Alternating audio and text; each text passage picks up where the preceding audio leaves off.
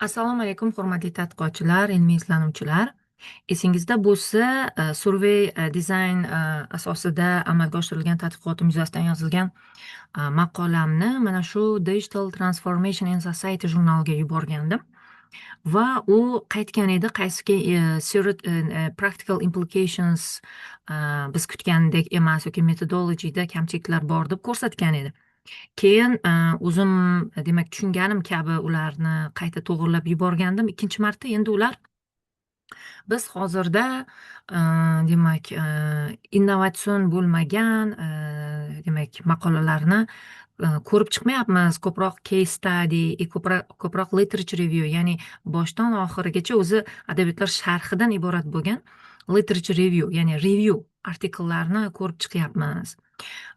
Kesim cross sectional dataga asoslangan demak maqolalarni emas deb yozishibdi va reject qilgan, rad etgan.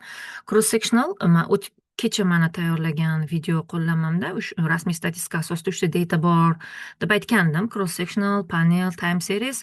Xuddi shunaqa survey datada ham cross sectional termini qo'llaniladi. Chunki kecha aytganman, cross sectional data bu bir vaqt nuqtasiga ega bo'lgan bir yildagi data.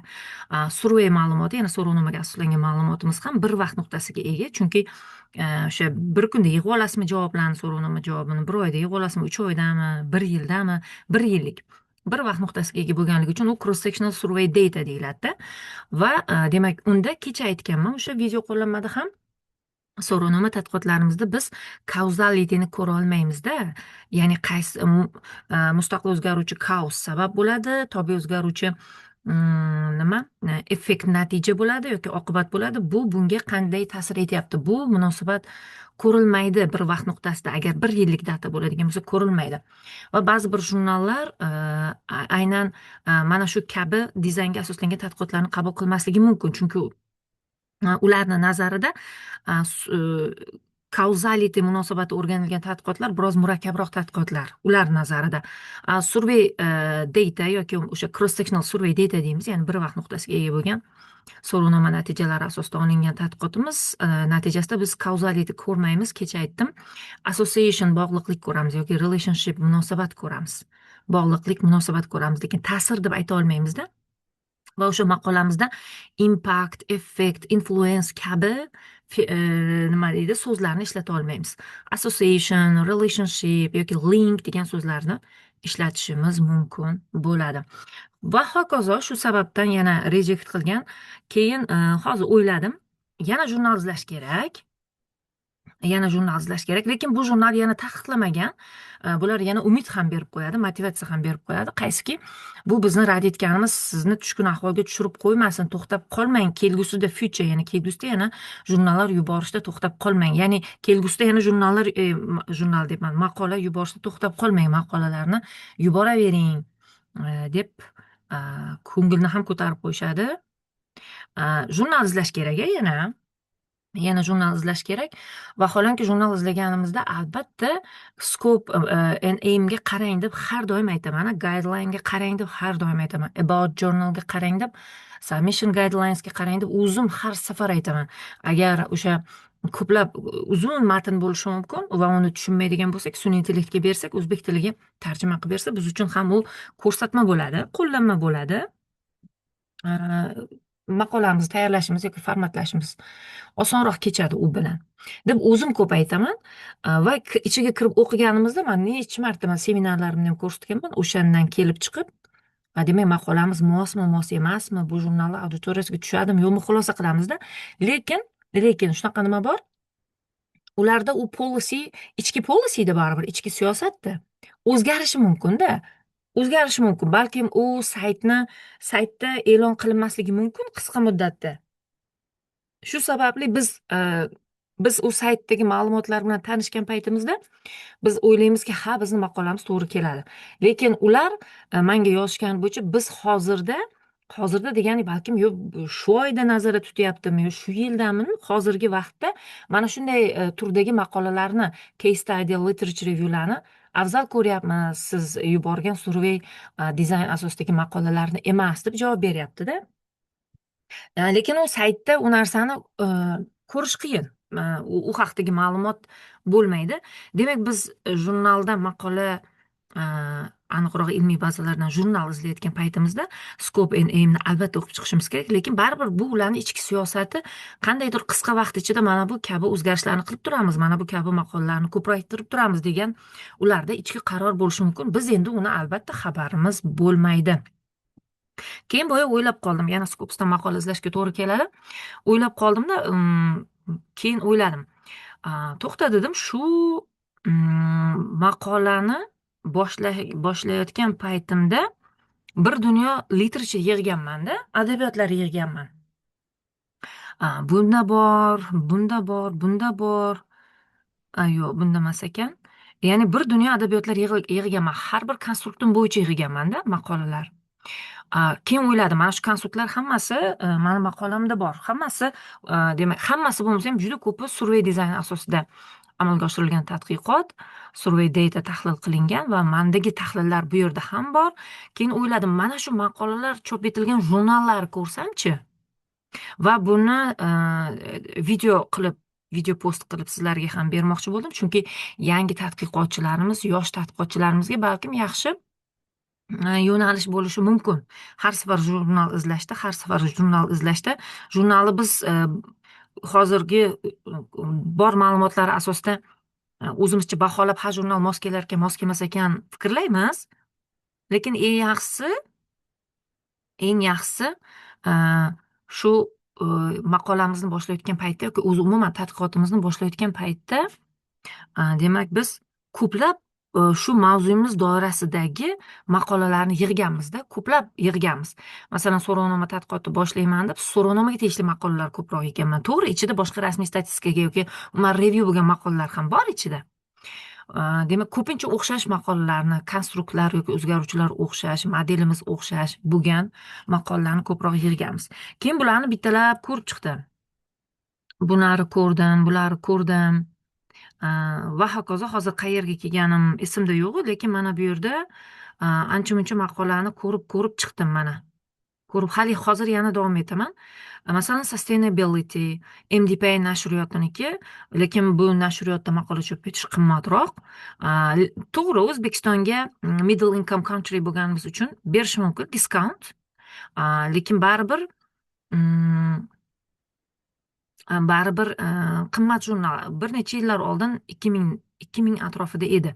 Jurnalga kirib o'tirmadim yana qo'shimcha va hokazo. Boshqa jurnallarni ham ko'rdim.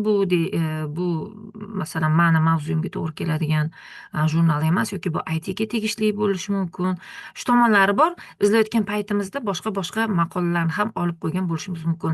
Bu jurnal mutlaqo nashriyot hozir esimda yo'q, MDPImidi yoki boshqa nashriyot, manimcha boshqa nashriyot, lekin bu o'tgan yili adashmasam, o'tgan yili edi.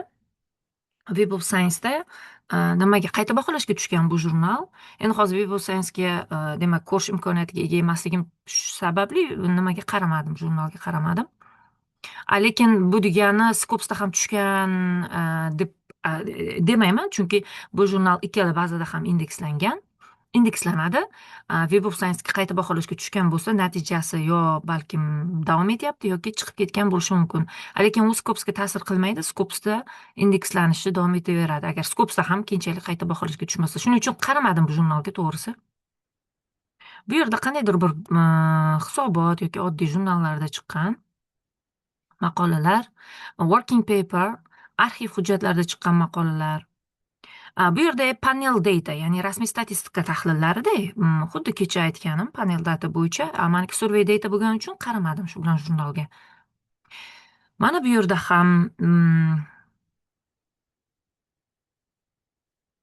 ham olmadim bir sabab bilan, panel data bo'lganligi uchun, chunki mani datam cross sectional survey data. Xo'p, bunda nima uchun qaramadim? Bu ham panel data bo'lishi kerak. Panel data. Mana bu. Bu jurnal Scopusda yo'q ekan, shuning uchun o'tib ketdim. Bu arxivga joylashtirilgan va hokazo. Bu yana bu accepted version ekan.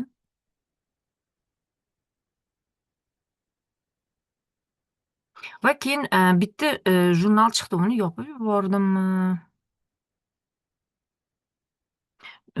Qaysiki o'sha aynan mani mavzuyimga mos bo'lgan Survey Data natijalari chop etilgan jurnal ekan va u Journal of Innovation and Entrepreneurship ekan. Faqat uni Innovation, manimcha uni Innovation papkasini ichidan topgan bo'lishim kerak. Mana boshdan yana ko'ramiz. Demak, literature ekanmizda, balkim o'zgaruvchilar yoki man tushunganingiz bo'yicha, balkim o'zingizni tartibingiz bo'yicha maqolalarni saralab yig'gan bo'lishingiz kerak. Shunga ko'ra maqolalarni bir-bir qarab chiqasiz. Masalan, boya aytdim, panel data bu to'g'ri kelmaydi deb o'tib ketamiz. Bu jurnal Scopus'da tekshirdim, yo'q ekan. Bu arxivda chiqqan.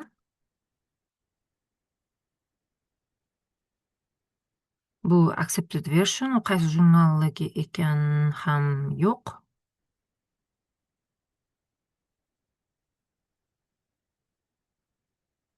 Mana shu jurnal bo'lsa kerak. Ha, shu jurnal ekan. Birinchi navbatda nomiga e'tibor beramiz. Mani mavzuyimga yaqinroq mavzuda. Keyin albatta abstrakt o'qiymiz. Maqolani to'liq o'qib chiqmaymiz. Abstrakt birinchi qismida purpose yoki background bo'ladi, keyingi qismda metodologiyaga sekin o'tadi. Bu yerda data, mana e'tibor beramiz. Data from 650 654 respondents in Indonesia were analyzed using partial list, ya'ni man bu modelni aytyapti. Demak, respondentlar ishtirok etgan bo'lsa, hozir ko'ramiz. Bu haqiqatdan ham survey, lekin mana bu demak model ko'pincha survey datada qo'llaniladi.